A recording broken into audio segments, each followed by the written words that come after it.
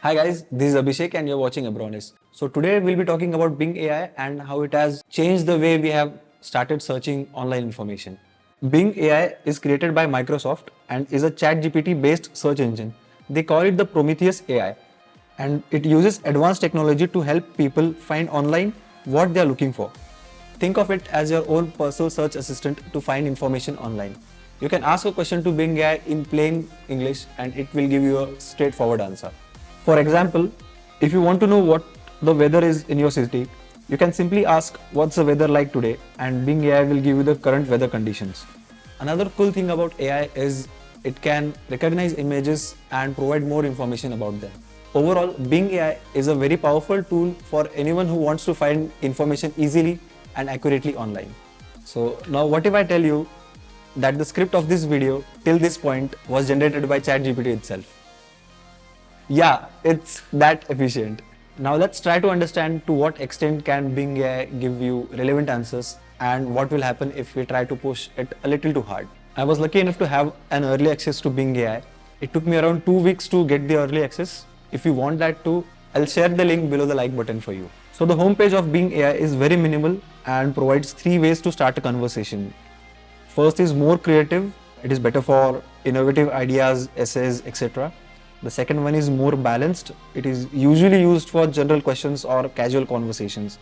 The third one is more precise. It is usually better for more statistically inclined queries. So they do their job as their name suggests. It currently has a limitation of 20 questions or queries, meaning after 20 questions, you'll need to start afresh. It was 8 questions when I started to use Bing AI, so that's a pretty good improvement. Now, if you ask it some universal truths like is the earth round or how tall is the Statue of Unity, it will most probably give an exact answer. But if you try to ask a question which could have several right answers, that's where it starts getting interesting.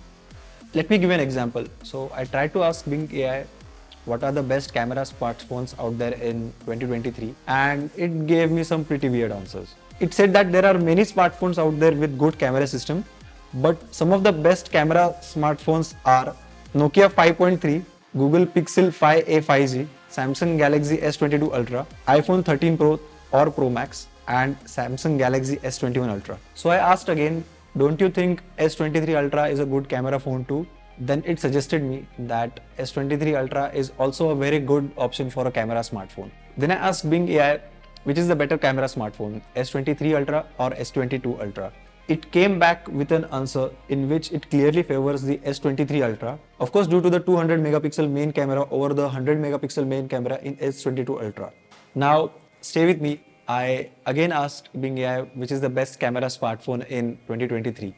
And now it showed me the likes of Google Pixel 7 Pro, Samsung Galaxy S23 Ultra and iPhone 14 Pro Max, with which I agree.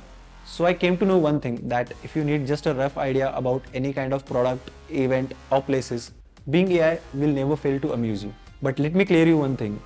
It is very early for us to blindly trust the answers provided by Bing.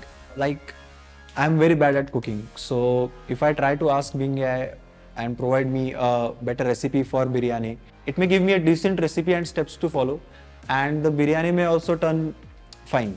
But if I show that recipe to my mother or my wife, they may have very different opinions about it. Don't get me wrong, S22 Ultra or the Pixel 6 Pro are also very great cameras, but are they the best in 2023?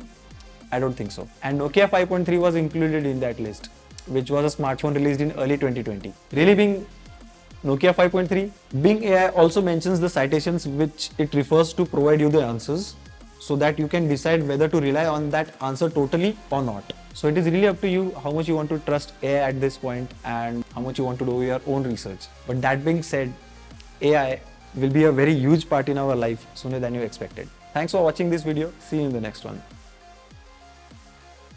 Thanks for watching. Thanks for watching. Thanks for watching this video. See you in the next one. नाही झालं थांब.